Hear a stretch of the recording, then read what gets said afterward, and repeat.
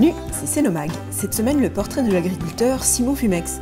Mais pour commencer, qui fait notre pain? En route pour le fournil des Éparis.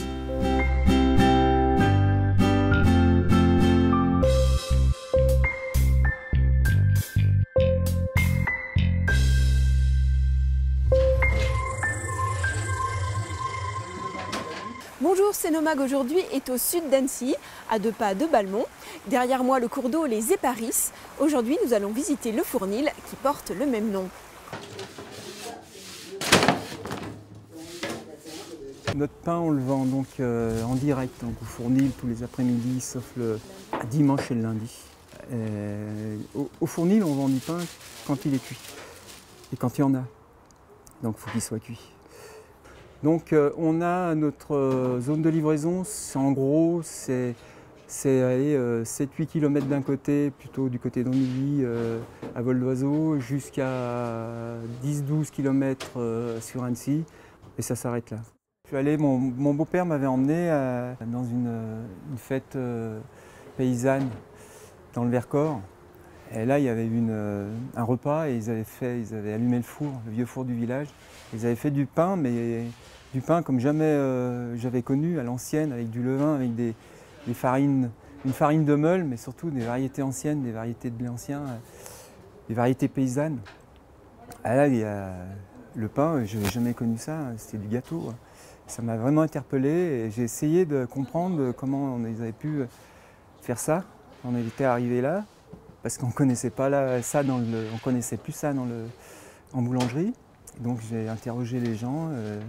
On m'a dit c'est du levain. Alors je dis le levain c'est de la levure avec de la farine qu'on a préparée la veille. Il dit non, le levain c'est une pâte fermentée naturellement. Il dit de la farine et de l'eau qu'on laisse naturellement fermenter sans semencer. C'est tombé à l'abandon une dizaine d'années et après je suis tombé sur un livre de Claude Aubert qui parlait de toutes les fermentations qu'on trouve dans le monde et qui servent à nourrir les gens. Soit par des liquides fermentés, des poissons, des viandes fermentées ou des légumes, ou des boissons comme la bière, le vin, le champagne, enfin tout ce qu'on peut trouver, la limonade, enfin toutes sortes de choses. Et il parlait du levain, et il parlait non seulement du levain, mais aussi des matières premières. Et c'est là que j'ai compris qu'il fallait une matière noble au départ et une farine qui soit complète. Mais pas complète dans le sens où il y a beaucoup de sons, complète où il y a toute la matière du grain, l'amande, le grain et les enveloppes, et les enzymes, ouverts à la meule de pierre, parce qu'on a toutes les enzymes qui nous libèrent plein de choses.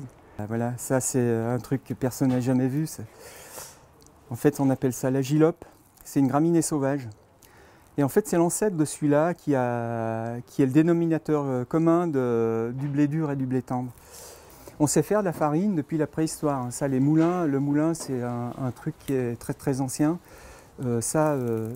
Et donc, le croisement de l'ancêtre d'un petit épeautre et de l'ancêtre de l'agilope nous a donné les blés durs. Et donc après, plus tard, il y a environ 9000 ans, donc le croisement de l'agilope avec ce blé qui est vraiment joli et qui est intéressant, qui s'appelle le blé amidonnier, qui est plein de couleurs. Ça nous a donné les blés tendres, les blés actuels avec lesquels on fait le pain. Le pain est produit localement avec des produits biologiques. Il est cuit au feu de bois et il est fait à partir d'un levain que Paul Rochet a mis en marche il y a déjà 23 ans. Et de là, j'ai commencé mon levain, donc en 95, j'ai démarré le levain. C'est pas le plus vieux levain qu'on puisse trouver, puisqu'on en trouve un de plus de 160 ans en Californie.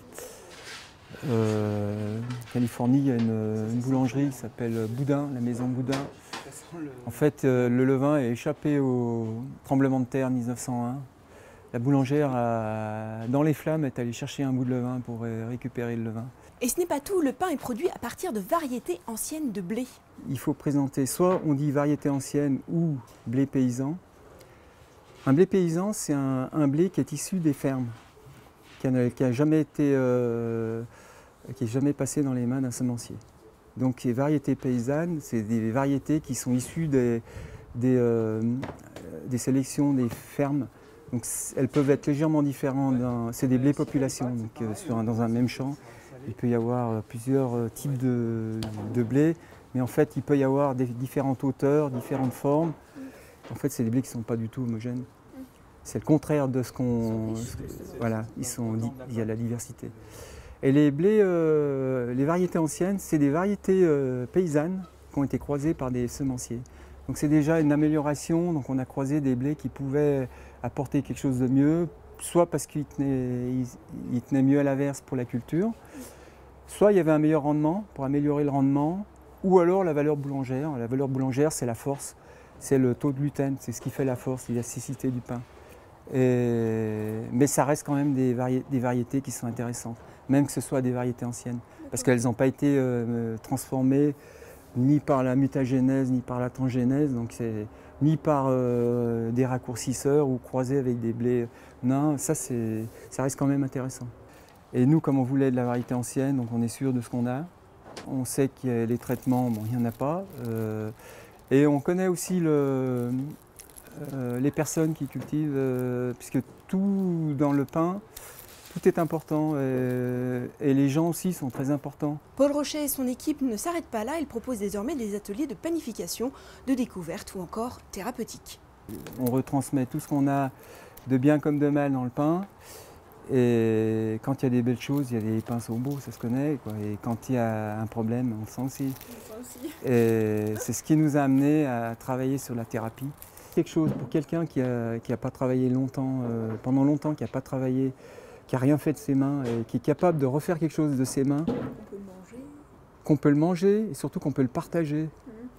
Et même l'offrir à ses voisins.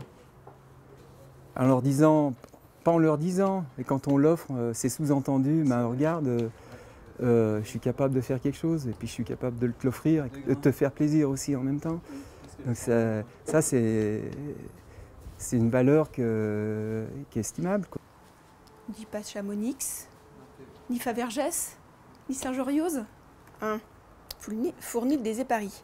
Je crois que je me suis gourée dès le début.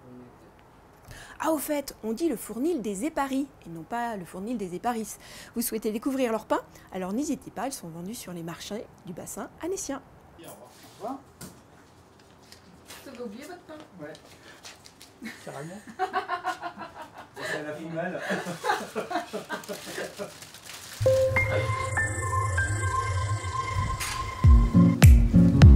À la ferme de la Tour, Simon vient enfin de s'installer sur l'exploitation familiale agricole. Après 5 ans de travail sans salaire sur la ferme, il fait du lait et il est en route pour le bio en prairie naturelle. Alors là, on a Joconde là-bas, Internet, Jessie, qui c'est qu'on a Jade, ça c'est ma chouchoute, Jade, parce qu'elle a grandi, elle n'avait pas d'autres veaux de son âge en même temps, donc elle a grandi qu'avec moi comme copain, donc on jouait ensemble et tout. Et je la monte aussi, j'ai déjà monté avec une selle. Ouais. Faire des prairies naturelles, récolter du foin de bonne qualité avec des prairies naturelles pour apporter en fait ce qui coûte cher dans la ration, c'est l'azote. C'est ce qui fait faire beaucoup de lait aux vaches. Et si on doit acheter par exemple du soja qui vient du Brésil ou du colza pour apporter de l'azote, bah, c'est ça qui coûte vraiment cher dans la ration. Alors que on préfère exploiter vraiment l'azote qui est de notre terroir, qui est présent sur nos terres. Le lait pour l'instant est transformé par Savoie Yaourt à Chambéry, mais Simon Fumex compte bien le valoriser en le transformant et en le vendant directement à la ferme. Des yaourts, du fromage, après peut-être, on ne sait pas encore quel fromage, peut-être un peu un fromage atypique, pourquoi pas avec la même forme que la tour. Ou quelque chose comme ça, quoi, qui soit typique de notre ferme. Après un BEP en plomberie, puis un bac pro de chauffagiste, Simon est revenu en coup de cœur à la ferme. Il a donc suivi une maîtrise en élevage à Poisy. Quand je suis sorti du collège, mes parents ils voulaient pas du tout que je reprenne la ferme, ils voulaient pas du tout que je fasse des études agricoles, parce que, pour les raisons que tout le monde connaît, on travaille tout le temps, il n'y a pas le salaire qui va avec, et ils voulaient une vie meilleure pour moi. Quand j'étais à l'école, j'ai commencé à élever des genisses. Des genisses, c'est des petits veaux, des femelles qui feront du lait plus tard. Et je me suis vraiment passionné pour ça. Et je voyais que mon père, il en avait vraiment marre de la ferme. Et en quelque sorte, j'ai eu un peu peur que ça s'arrête, que tout ce qui avait fait mon enfance, le fait qu'on ait accès à beaucoup de places pour jouer, qu'on puisse jouer dans le foin, on a eu vraiment une enfance merveilleuse et j'avais pas envie que tout ça s'arrête un peu. Et du coup, j'ai refait une formation en 1 an pour adultes qui s'appelle une maîtrise en élevage, donc à Poisy. Et tout de suite derrière, j'ai commencé à travailler sur la ferme. Donc ça, c'était il y a 5 ans. La ferme s'étend sur 88 hectares. Les vaches sont des Montbéliard, des Primolstein, des Tarines ou encore des Abondances. La ferme a également une trentaine de chevaux de selle. Il y a toujours eu des chevaux sur la ferme. Donc mon grand-père, il en avait avant. Il avait des chevaux de trait. Donc il avait un gros troupeau. Après, mon père, il a repris la ferme. Ma mère s'est installée et du coup, elle a mis en place la pension de chevaux et un petit centre équestre. Et c'est comme ça en fait que les chevaux de selle sont arrivés sur l'exploitation. Les chevaux de selle, c'est pas les chevaux de trait, les chevaux pour monter dessus. Si vraiment la production de lait, il y a une année où c'est vraiment plus mauvais que d'habitude, et on peut rajouter par exemple un peu de chevaux pour rajouter du revenu ou si un jour on voit que le lait se vend mieux, diminuer un peu les chevaux, ça permet de jouer aussi comme ça. Et les envies ne s'arrêtent pas là, comme une envie de transmettre. Simon, avec ses frères et sœurs, souhaite ouvrir les portes de la ferme aux visiteurs. Donc pour l'instant, il n'y a que moi vraiment qui m'installe sur l'exploitation, mais on sent avec mes frères et sœurs qu'il y a une dynamique qui a été lancée et ils ont envie de suivre ça, de continuer ce qui était déjà existant et d'inventer plein de nouvelles choses. Donc, on ne sait pas encore quoi exactement, mais faire quelque chose de convivial ou pour accueillir du public, pour essayer de transmettre en fait tout ce qu'on apprend au quotidien, parce que c'est vraiment un métier où tous les jours, même mon père qui a 60 ans, il apprend encore tous les jours quelque chose. Et en fait, c'est dommage d'accumuler tant de savoir et de ne pas le transmettre. Donc il y a vraiment cette envie de partager ce qu'on vit avec les gens. Vous pourrez donc un jour visiter la ferme de la Tour. C'est Nomag est déjà terminé, mais on se retrouve la semaine prochaine. Et pour ne rien manquer de l'actualité de Céno, abonnez-vous à notre page YouTube.